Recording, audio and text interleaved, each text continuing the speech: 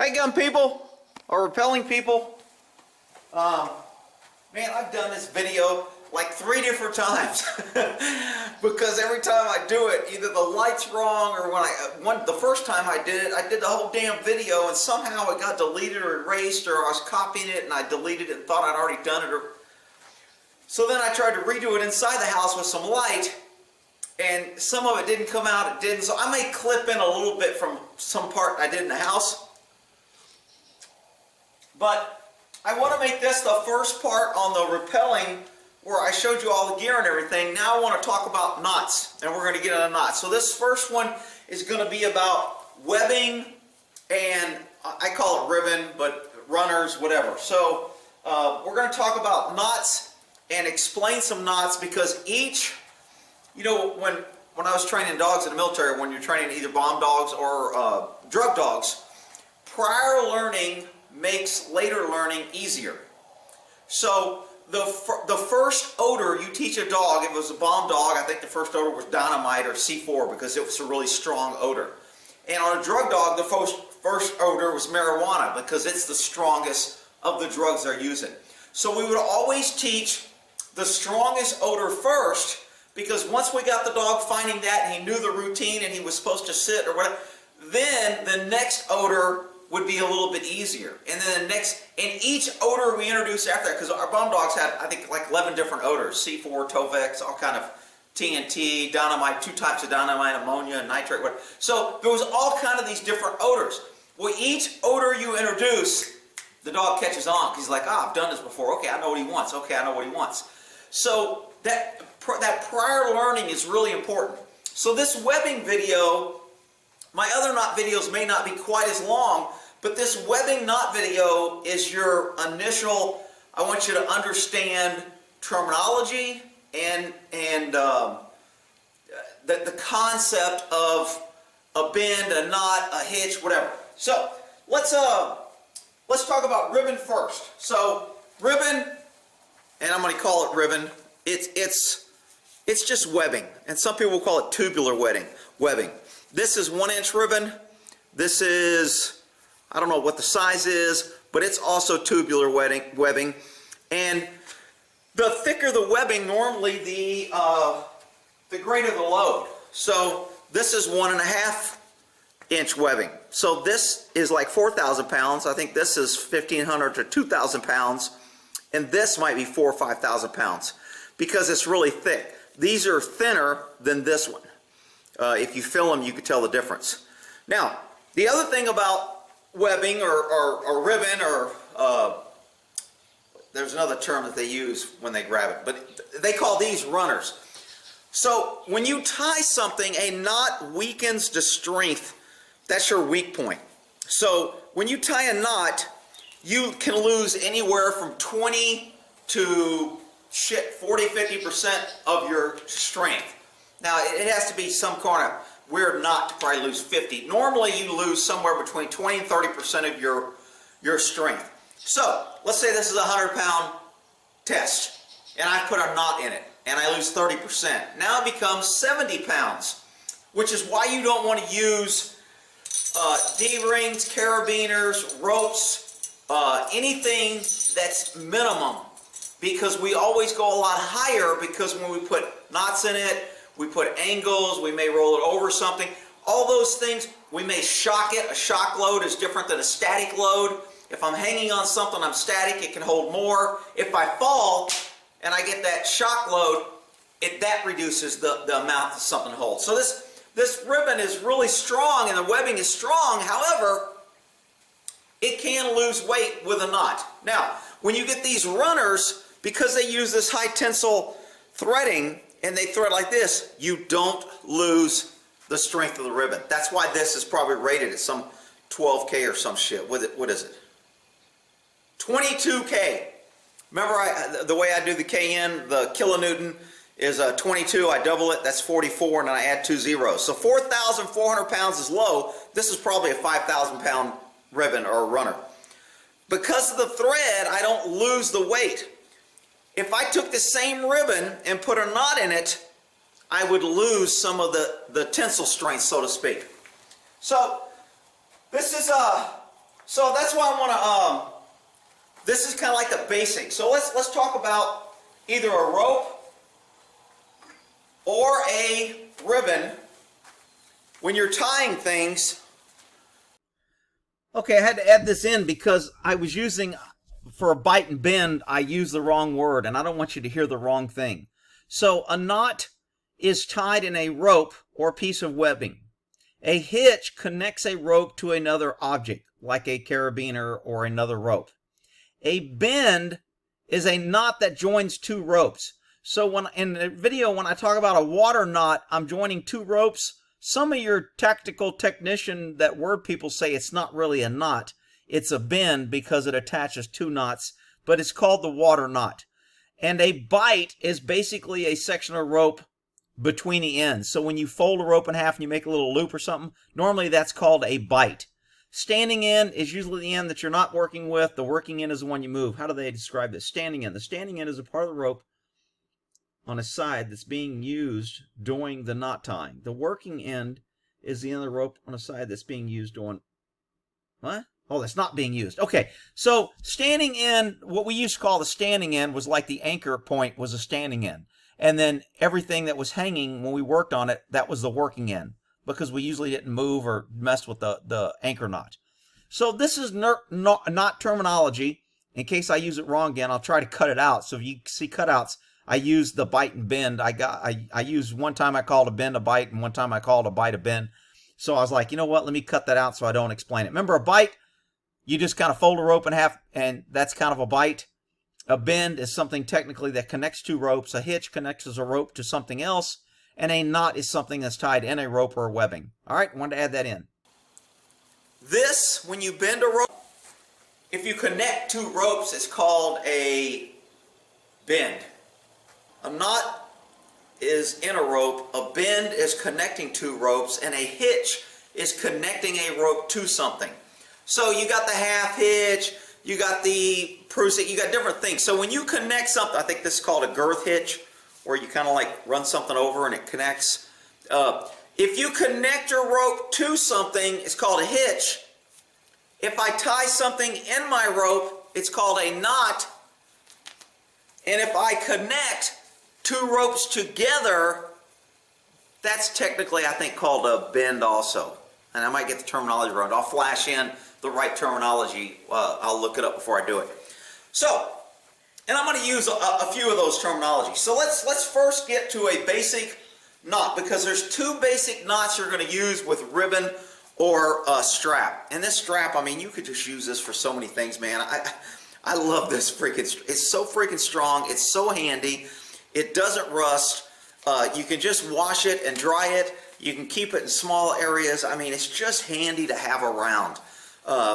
Keep it in a Ziploc bag in your car. You can fold it up, stick it somewhere in your car, and if you need to tow something, I mean, you know, 2,000 or 3,000 pounds, it looks small, but it is freaking strong. So, two basic knots when you're doing, working with ribbon. One is the overhand knot, which is a basic loop, and you come through the knot. And that is a overhand knot. Pretty easy. Pretty simple, basic knot. And that's kind of really the only knot we're going to use with ribbon. We're just going to call it something else. So this is called a water knot, which is inappropriately, it should be a double overhand bend, I think. Because we're going to do two overhand knots, and some people will call it a re-threaded overhand. So when you tie ribbon together to make a loop, and when you make a loop, there's all kind of things I can do. I can put a D-ring on this side, a D-ring on this side. I can use it as an extension. You know, I talked about this right here is called a bone. They call it the bone that connects two D-rings for a quick draw. If you have two D-rings with this in the middle, it's called a quick draw because I can hook one D-ring here and then I can hook another one to tie in or hang or something. Well, this is kind of like a bone, except it's a ribbon, and I can hook one D-ring here and one D-ring here. And I can make it this long. If I want to shorten it up, I can shorten my length, put a D-ring here, and now I have a shorter bone. If I undo it, I have a longer bone. I know somebody's going to make comments here. And then, if I want to make it really long, I can make a bigger loop. So let's get to the two knots. And I'm going to use different colored ribbon because I think it's easier. Oh, there was one other knot that I wanted to just briefly go over. I'm not going to tie it because it's kind of a pain. This is called a beer knot. Not that kind of beer, a beer knot. And it's a pretty cool knot. You have to thread this ribbon in through the tube and all the way down. So from this side right here, it's doubled. I can feel it. I don't know if you can see it. So what I did is I put this on a piece of wire and I threaded it all the way through. But before you thread it, you have to tie an overhand knot in your rope. And then after you thread it, you move the overhand knot to here, and then you tighten it after it's doubled. So I have double here, and I have double here. Hi, Monkey Cat. Monkey Cat just got up and walking out. And then you tie the knot. And it is a strong freaking knot. And I'm gonna test these knots in another video. But the beer knot, if you want to tie it, the problem with the beer knot is it's permanent. So this loop is permanent. I ain't changing it. However, I can make it a long extension, I can make it a shorter extension, or I can make it a shorter extension. So I can use it for a lot of things. Most of the times when we use ribbons on loops, we're using it to tie off or to hook a D-ring to. So if I was going to use this around, let's say my neck is a tree, I would put it around the tree and I'd put a D-ring right here. And basically I have a rappel point. And then I hook in my rope, throw it over the cliff, and I could just rappel off here. So that's what this ribbon is mainly used for. It's kind of like a quick way to make a tie-off, so I don't have to use my rope to put my rope around a tree or my rope around something and possibly get shavings and wearing down the rope. I just throw a piece of ribbon around it, put a D-ring, and then I hook my rope to the D-ring so it's nice and smooth. So that's a beer knot. Now we're going to go back to the overhand knot. So overhand knot, pretty simple. Kind of make a loop and pull it through. One of the most basic knots out there. So this normally is used to create I take and I do an overhand knot, do my loop, pull it through, and this is what I usually hook my D-ring into. This is the most common thing that these are used for. You use the overhand and the ribbon. So understanding the overhand knot later, because a lot of knots are going to be built on this overhand with more twist or whatever. And that's, you'll see that a lot. Now some people will, remember when you put a knot, you weaken the ribbon. So if I have this knot here and here, and this is pretty strong, I think you lose a little bit by this knot because you have it two overlapping things with a knot in the middle. You don't lose as much strength in this knot. So if I was going to put this around a tree and put a D-ring, a lot of people would put another knot right here, an overhand knot. So they would take these two ends and they would put an overhand knot after it was around the tree. It's not needed. It creates another weak point, but some people do that. I don't put knots unless I need them. Plus, it's hard to get them out once you put them under load and put weight. So let's do the second knot. The overhand knot is the first one, so you just learned that. Now we're going to do what's called a rethreaded knot. And you're going to hear this again when I go over the figure 8. And let's see what other ones use it. I think the figure 8 will be rethreaded. I don't think there's another rethreaded. So this is a rethreaded overhand knot. So what do? I put an overhand knot in one of my ribbons. Now normally you would use this to make a loop and I would just connect this rope and do the other side. I'm using a different color ribbon. So just imagine that it's the same piece as this. I just want you to be able to see it a little bit better. So let me try to get out of the way so I can kind of get in here and show you this. So basically I'm going to, if you look at this, it looks like a little tie, right? So you can rethread it this way. It still looks like a little tie. As long as you just rethread either this way or this way. When I'm doing my water knot, I always rethread from the other end. Oh, that's another thing I wanted to cover. You always want to have at least 4 inches of tail hanging out here. I'm sure I'm going to get more cracks on that one too. I'm talking about bones, extensions, and tail. So 4 inches is usually palm width. You always want at least that much hanging out. And the reason why I'll explain in a minute when it slips. But so back to this knot. Look at a little tie. A rethreaded knot is basically, I'm going to take this in and I'm going to follow this backwards. So I'm going to come up through here Then I'm going to follow this around. You got to make it pretty long because it eats up a lot of rope. So I'm going to follow this around the ribbon, double that up. I'm going to come around, still following that piece of ribbon, and then I'm going to come up around here and then up through. And basically I have 2 overhand knots that I've basically traced, and now I would tighten them up. And we have what is commonly referred to as a water knot, but this is a great way to connect 2 pieces of ribbon. And I want to pull each tail and each side individually. This is called dressing or setting a little bit. And then once it's nice the way I want it, I just set it, and now I have what's called a water knot or a re-threaded double overhand. Remember we talked about the overhand knot? This is basically 2 overhand knots. I just traced it backwards. This is the most common way to attach 2 pieces of ribbon. This is the most common knot that you'll probably use with ribbon. And the other one is, once you have a ribbon, you will just do a simple overhand knot, and that goes there. Now, the reason why you want these tails is under load. They've tested this, and usually before it breaks, and they put all this pressure on here to see where it breaks, the knot will give, you usually use 1 inch to 1.25 inches of tail before it snaps. So as you put pressure on here and you put load, this gets tighter. As this gets tighter, it pulls in a little bit on your tails, which is why you want at least 4 inches on your tail, because before this breaks, it's going to pull in maybe 1 inch or 2. Man, my battery, I got a new battery for like 10 bucks on Amazon. Shit, I've done like 4 videos and I still got battery life. I mean, I've been changing batteries in between videos and everything. I'm throwing out those other damn batteries. I'm getting me another one for 10 bucks and be done with this battery issue that I'm always dealing with. But anyway, I digress. Water knot, very strong.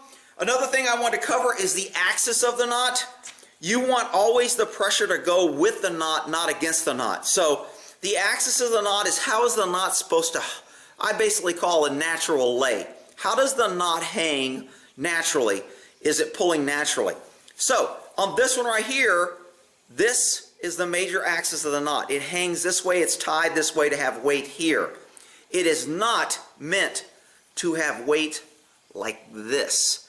This is what will cause a knot to roll. And as you put a lot of pressure, this knot will actually flip over on itself and it'll come untied.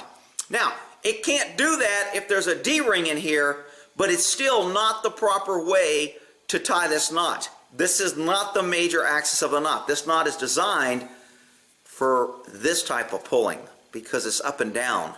This knot is designed for this type of pulling. Now, I'm not sure how else you could pull this when you connect it. But double overhand or a re-threaded overhand or an overhand knot. We talked briefly about the beer knot. I didn't really show that one because if you want to do it, you need to look it up and follow directions. And it's not that hard, but once you tie a beer knot, this ribbon is done, and I can't untie it. I can't use it for anything else. So I had to get the right length that I wanted, and then I threaded it and I did my beer knot, and now this is done, which is okay because, you know, if I'm carrying this in a bag or on my shoulder or whatever in case I need it, and I actually sit on this and put some weight on it. If I needed this for an emergency strap to pull somebody out, I could do that. Right here, I would probably put a little, if I wanted this knot to move, I would just put an overhand knot right here before I clipped in. And then I would hook in and I could pull somebody out just like this if I had to. So a lot of different uses for ribbon, webbing, runners, whatever you want to call it. This is a beginning video for the knots. So remember the terms. I mean, I'm not real picky on whether you call it a bend or a knot or a hitch. If I hook something up, like this right here would be a hitch. I don't know if you can see that on there. Basically, I have a rope over there, and if I wanted to connect this to a hitch, I would lay this over,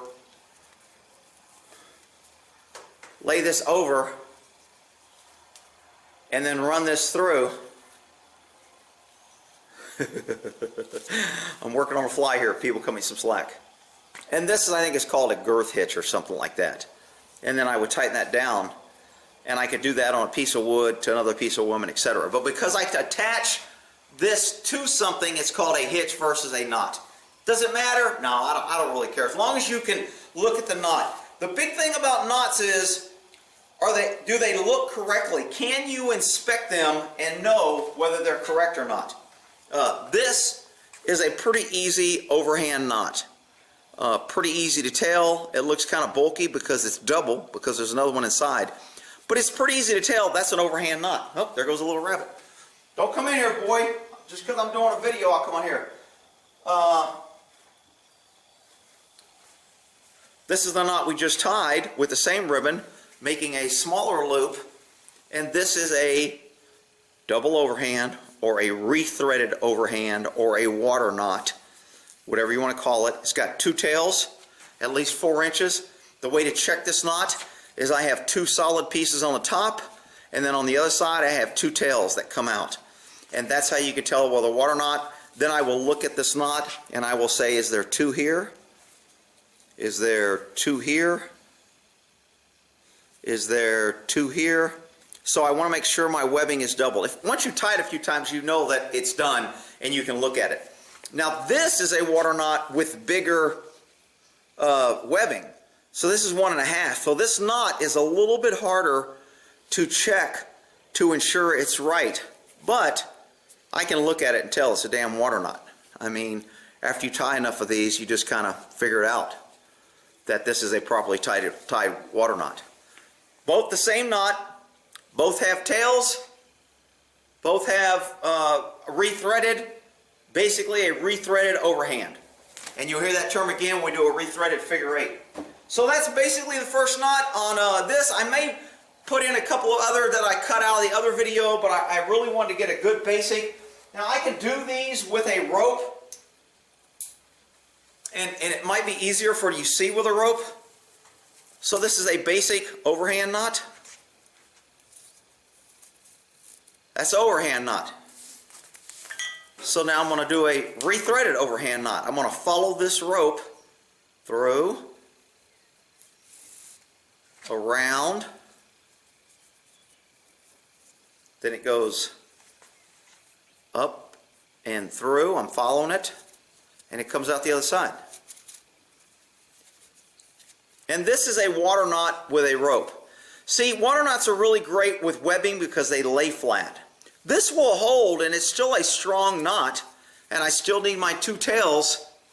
But remember, once this knot tightens up, your rope's done. You're not getting it out. So water knots, I tend to think more of permanent knots. Once you tie them, put load on them, and put tension, whatever you use it for, it's done. So hopefully that'll... There goes a damn cat and rabbit playing around. That's why I can't pay attention. Rabbit wants to come in the garage. He knows I'm going to chase him out. Smokey's trying to tease him into the garage, and they're messing around, and I'm sitting here trying to do a damn video. All right, so we'll go ahead. There's that rabbit. He's coming here. Watch this. Boy, I'll cook you up. You better get out. Don't you try it. You're going to be in big trouble. All right, he went out. All right, well, isn't that there? That little shit, as soon as I cut it, he went in there and weighed himself. Look at him, he's sitting on a scale. How much do I weigh? You weigh enough to eat. How about that? You better get out of this garage. Where's that damn rope? Get. Smokey jumped. He's learning not to be scared of me anymore. See, Smokey's on the other side of that damn hole. Smokey's trying to get him in trouble. Smokey, quit teasing him. You're going to be in big trouble. Damn rabbit. That's why I can't do no damn video. These damn critters are always getting me. You know you're not supposed to be in here. You better haul that ass. I'm cooking you up right now. Where's the salt and pepper? You better get... Oh, shit. All right. Well, I'm going to end it. Y'all have a good one. Hopefully you got a good water knot, overhand knot, double overhanded knot, bends, etc. Look at him. He came back as soon as I walked over here. That's it. All right. See y'all.